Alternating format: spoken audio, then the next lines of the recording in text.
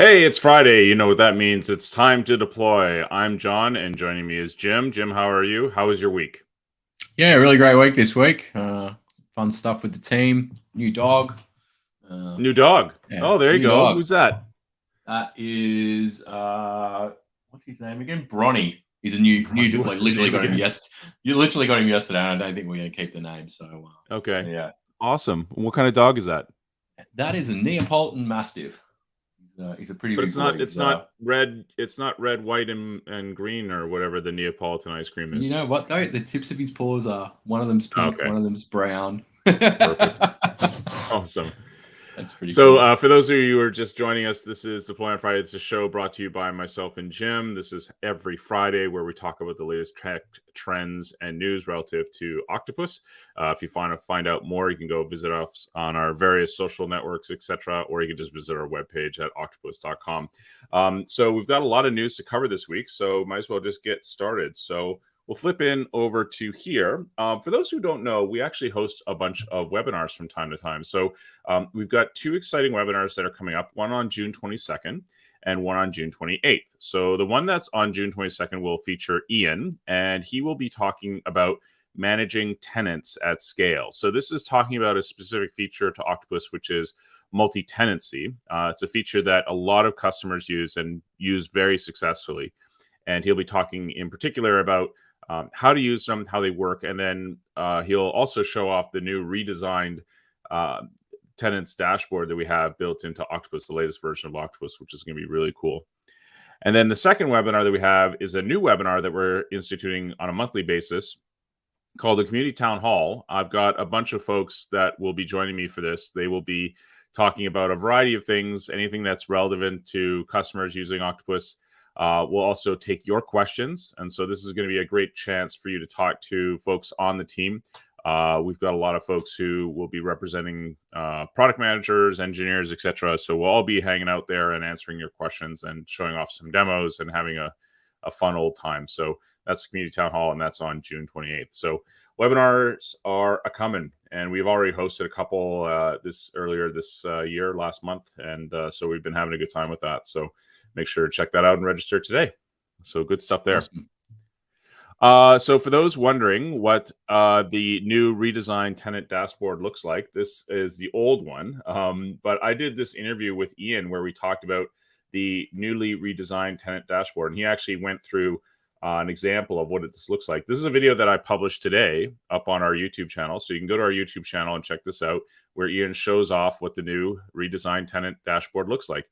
We also have a blog post on our blog that talks about this, which you can find at octopus.com/blog, which is cool. I like the new tenant dashboard. I don't know if you do, but I think it's pretty cool. What do you think? No, it's awesome. I mean, tenants is such a powerful feature, and it really needed the UI to match it and unlock that power. So I think it's great. 100%. Pretty colors too. That's right. That's right. Yeah, so definitely worth checking out. If you just want the quick run through, you can go check out the video that I posted today up on our channel, which is great. Speaking of our blogs, we have a new blog post by Isaac talking about bicep templates. So in particular, how to deploy a bicep template step. And so bicep is a capability largely espoused by Microsoft. It's used for doing configuration-based deployments to Azure resources. So if you want to use ARM templates and you want to do so via a bicep template step, this is a feature we have in Octopus. You can check it out. So this blog post basically shows you the step-by-step process of getting this configured. So basically you utilize the new deploy a bicep template step, and then you set it up. And then once you're got that all configured and ready to go, you can go ahead and parameterize it, provide variables, etc. And then you can go ahead and deploy Azure resources to your will. So there you go. There's a new feature there for Azure deployments, which is awesome. Yeah. I've never used bicep. Yeah, it's one of a few that are out there, sort of config language, text-based resource descriptions of things. So definitely worth checking out. Yeah, cool. How do you? By the way, I have to say, how do you like the new look and feel to our website? It's pretty slick, eh? Yeah, I actually hadn't noticed it or known about it until you mentioned it just now. Yeah, it's cool though. It kind of matches the new navigation bar in the product as well, right? Yeah. So we've done a lot of stuff with our webpage. I wasn't planning on talking about this, but I'll talk about it anyway because I've been kind of helping a little bit on the edge about this. But we've been redoing our website quite a bit, and one of the things that I'm really excited about is our docs page. So if you go to our resources/docs, this is a new system of docs that we built. It's based on Astro, which is a really powerful framework based on Markdown, statically compiled, etc. And the good news with that is that we can go really fast in terms of our doc generation. So I'm really excited about this in particular, but it's all part of the sort of stuff that we're doing to the website. There's lots and lots of stuff coming. And the latest one that I liked is obviously the new nav. So really slick. So there you go. Awesome. Earlier today, the SD Times. Sorry, what was that? Oh, good. Okay.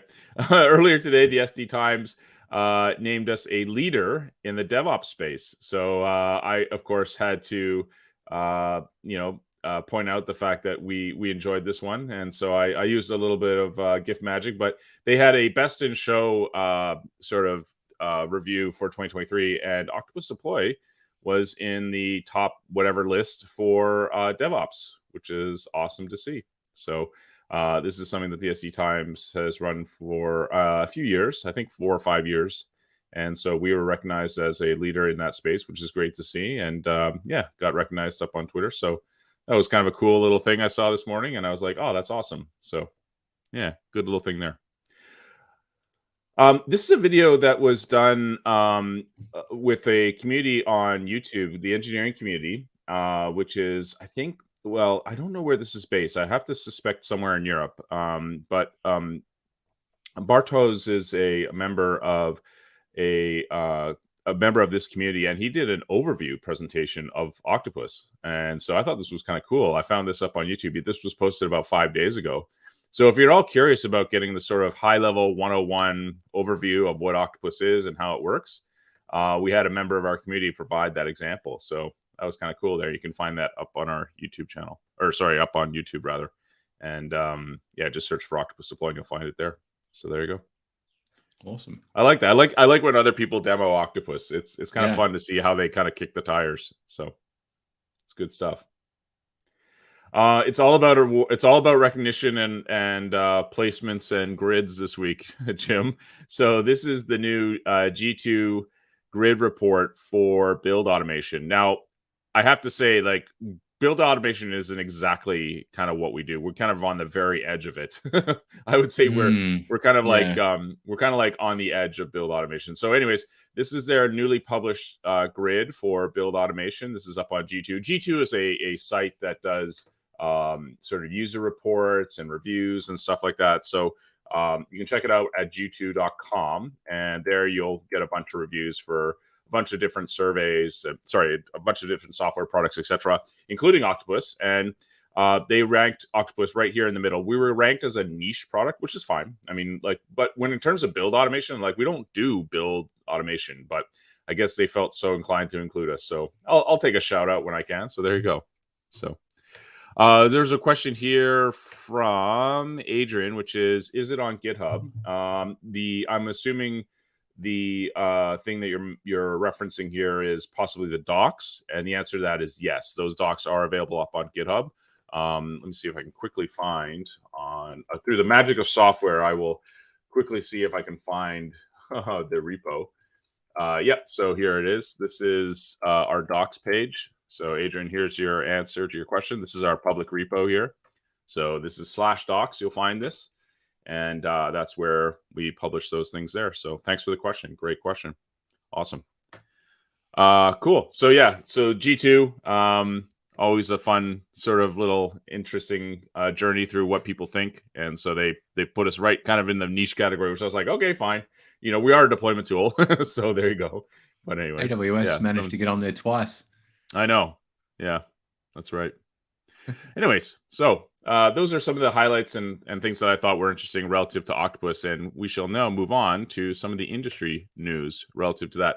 So Microsoft recently announced the C# Dev Kit for Visual Studio Code. So if you've done any work with C# in Visual Studio Code, you might be using something like OmniSharp,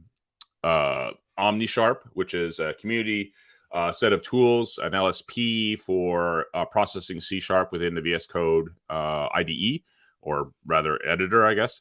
And so the C# dev kit is a new VS Code extension that provides that same type of experience, but is a little bit better in terms of what it can provide. So it consists of the extension itself, and then there's the C# dev kit extension. So to kind of get the summary of what's included, so the dev kit extension includes things like a solution explorer. So these are parts and pieces. Like, I don't know if you know this, Jim, but VS Code has a bunch of extensibility mechanisms. It's not just the editor. You can extend like the terminal window. You can extend like the solution view. You can add all kinds of things like to the LSP, the language server protocol. And so there's lots of things you can do in there. So native test explorer integration, and then the C# extension, fully open source, excluding debugger. It's an evolution of OmniSharp, which is the one that most people would download anyway. When it said, "Do you want us to turn on C# integration in VS Code?" It would always say, "Turn on OmniSharp as well." It just made sense. Rich editing experience, and then there's IntelliCode for the C# dev kit. This is the AI stuff that Microsoft has. This is everything is great. The only thing that I've heard from the community is that it's all licensed under a VS subscription. So you have to have a subscription for VS in order to use that. So is the old extension going away that you don't need a license for? OmniSharp? No, I don't believe it is. I think it's just a replacement of it. But OmniSharp is maintained by the open source community. It is heavily sponsored, I think, by Microsoft. At least that's my recollection of it for a long time. But yeah, so this is new. That is I'm not sure what the I mean, I get why not improve OmniSharp? I know. Well, I think it's because OmniSharp has its goals in mind, and some of the goals that I think are with the C# dev kit are probably superset of those goals. And so things like the solution explorer maybe fell outside the bounds of OmniSharp. I think OmniSharp was always meant to just be code centric language. It wasn't, yeah, pretty much. So managing projects with a new solution view. So they're kind of taking those parts and pieces that you see in VS and bringing them to VS Code. It's interesting. What's that? I never had a problem with the file explorer in VS Code. No, it's more than that. It's like, it's also project templates. So it goes by pretty quick. But one of the things you'll see here is when they say in this movie GIF, you'll see and hear all the project templates right there. Bang. All those are project templates that you would typically see when you say .NET new, the command line. And so you'd see those listed there as an example. So test your projects with expanded test explorer capabilities. So with the C# dev kit, your units, your tests in XUnit, NUnit, MS test, and BUnit will be discovered and organized. This is very similar. So you can barely make it out here. I can't do a really good job here of showing this, but that's about as good as we're going to get.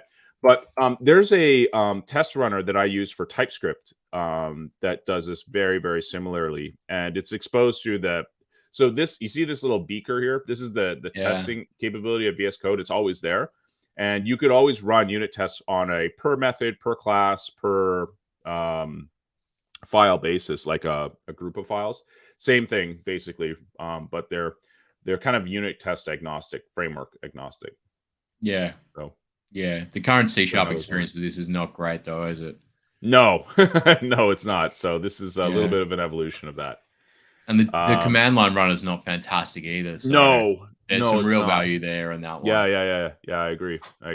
So, I mean, all this is good. I mean, like, I think it's easy to poo-poo this stuff, but it's this is good stuff. So, experience improved performance and reliability. So, the C# dev kit is powered by the recently updated open source C# expansion, now powered by an LSP host, also open source. So, this is the thing that people, I think, when they look at extensions for VS Code, for Sublime Text, for even Rider and the various JetBrains IDEs, and all the IDEs subscribe to this LSP protocol. So LSP is this language server protocol, is basically a spec.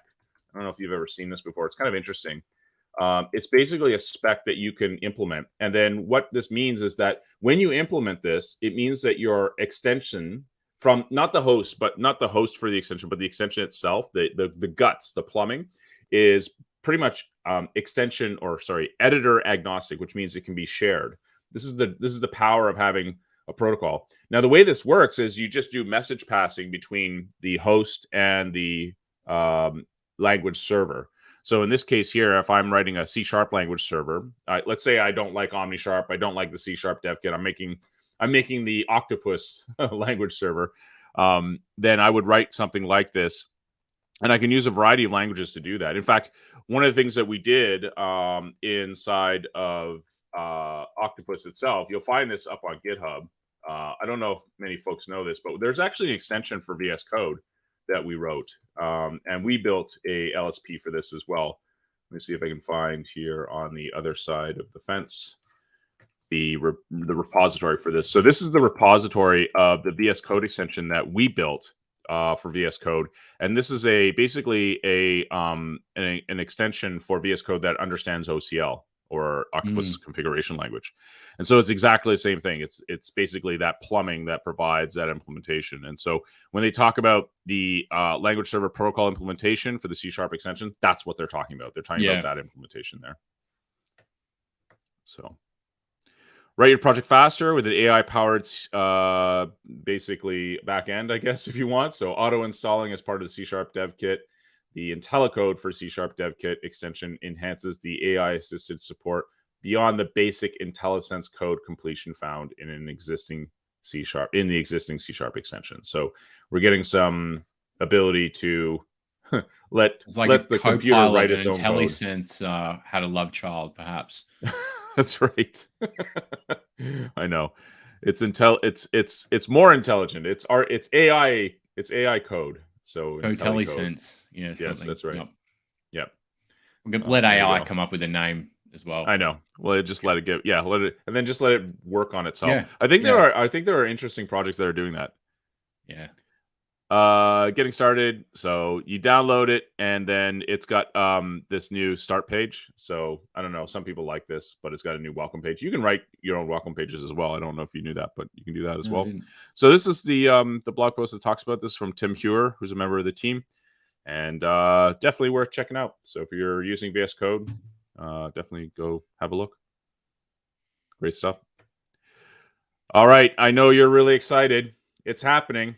Kubernetes Community Days Australia. It's coming. This was posted earlier today, actually. So the Kubernetes Community Day rolls right off the tongue, or the KCD Australia 2023 is happening in Sydney at the ICC, and registration is now online. So for folks who are watching this overseas, apologies, but we're having one down here, down under, and definitely worth checking out. So I thought I'd just mention that. I saw that I was like, oh, cool. Finally, we get a little Kubernetes Day action down here in Australia. That's great. Yeah, nice. This is a blog post that I thought was really interesting. This was up on the GitHub blog. This is applying GitOps principles to your operations. It's a bit of a mouthful, but I love how they pose the question here. Could we use our Git repository as the source of truth for operational tasks and somehow reconcile changes with our real world view? Now, the answer to this is yes. And the answer to how you do that is GitOps. That's basically what GitOps does. And so what the author does here, Chris, talks about is sets the stage for, why would you want to do this? What's the idea behind GitOps, and the value in doing it this way. So first, what is GitOps? It's declarative, meaning basically you express your desired state declaratively in a case of GitHub in a thread, for example, in an issue. It's versioned and immutable, which means that basically you're utilizing, obviously the notions of Git with branches, etc. Commits are immutable. You can obviously do certain commits, but basically, if you're standing up infrastructure in an issue that is done once and once only, and it doesn't change. If you want, you can always roll it. You can always roll back in the form of changing state and applying, for example. pulled automatically. So software agents automatically pull the desired state declarations from the source and then continuously reconciled. And so these are the sort of tenets around GitOps with the principles thereof. And then in this article talks a little bit about how you can utilize GitOps in the context of something like Kubernetes. So the idea with Kubernetes is that I can basically provision pods and replica sets and setting up all kinds of rules, and then manage all that within the confines of a Git branch, and declare those things as part of an issue if I was so inclined. They do provide this sort of nice view of the world here. So if you're at all interested, you can take a look at what this looks like. But basically, it's very similar to the way you manage infrastructure with Terraform, where you have this notion of state. So state management and state reconciliation and drift and all these other things. These are things that are well known to us in the sort of desired state world. Even with PowerShell, you can do things like this, right? Ansible, Terraform, all these things have this notion of desired state.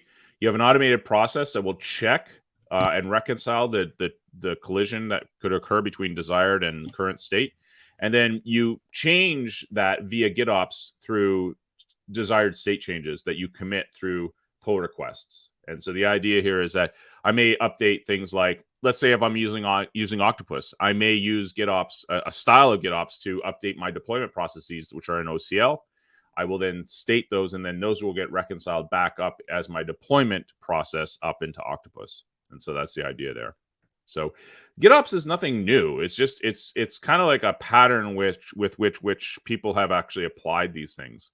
And so I thought this was a really good way of kind of summarizing this. It also goes into recommended practices that you can also employ as well. So if you're at all curious, you can take a look at those. So yeah, I thought this was kind of like, if you're looking for an introduction, or you're used to GitHub and you're kind of looking for something to expose yourself to relative to this world of GitOps, this would be a good way to do that. Yeah, it means a lot when GitHub are talking about it too, though, right? As well. That's right. It's a thing now. Yeah. That's right. It's real. That's real. Yeah. I know that we use this to a certain extent. We do a lot of this stuff internally for GitHub. We do checks, we do Git operations, etc.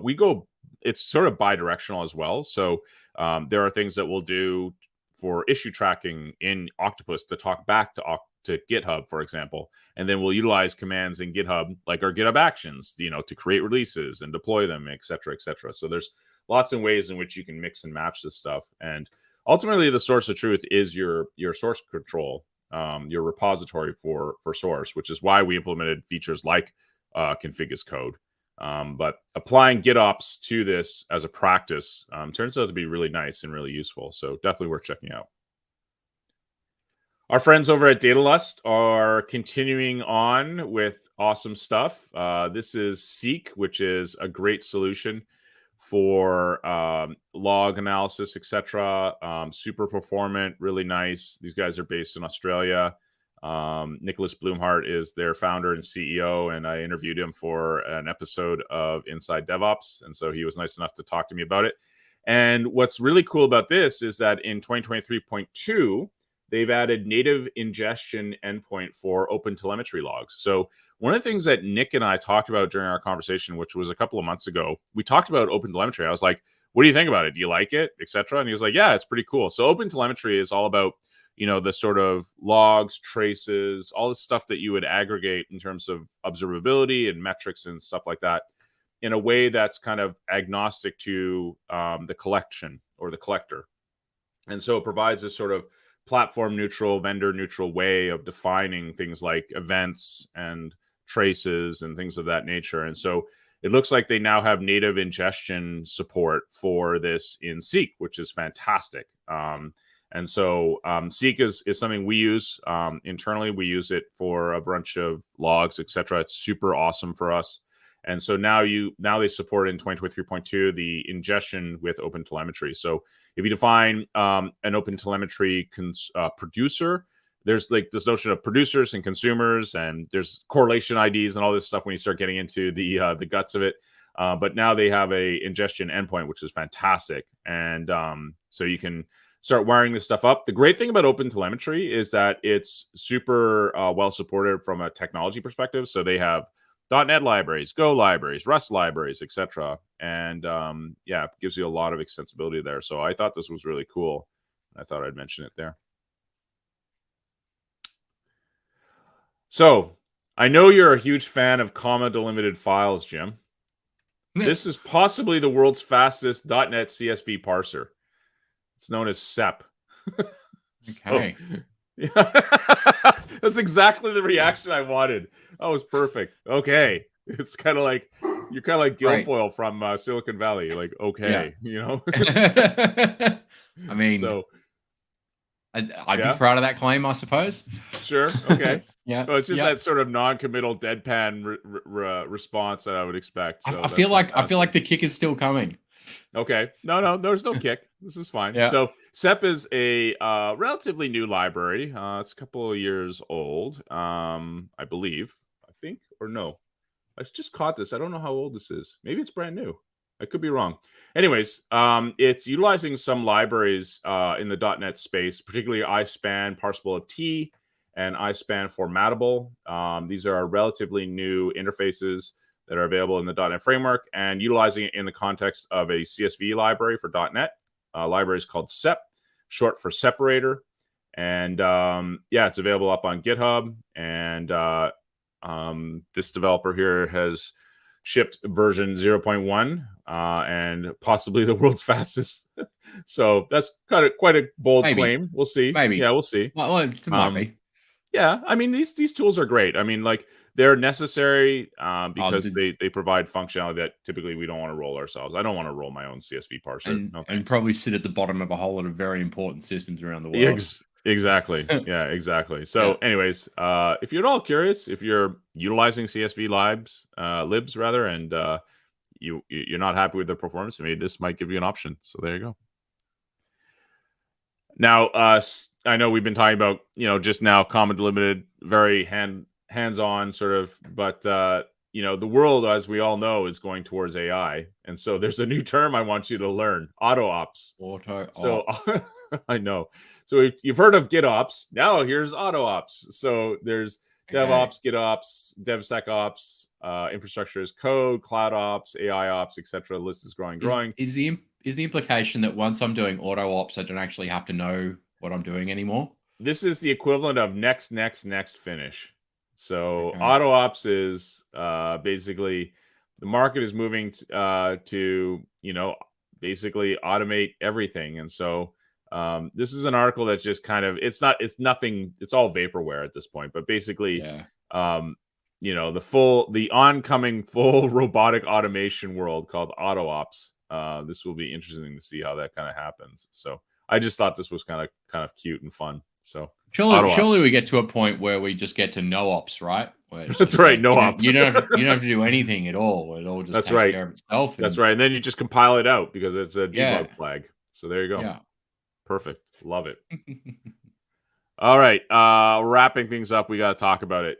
WWDC. Yeah. Did you watch the keynote at all? I listened to it. I haven't seen it yet. I haven't managed to find the time to sit down and actually watch the demo of the product, but I've heard all about it. I only mention this because I know it's on people's radar and people might think about it. But the big announcement that they made at WWDC, the Worldwide Developer Conference for Apple, is, of course, the what has been termed as the ski goggles of loneliness, or otherwise known as the Vision Pro goggles.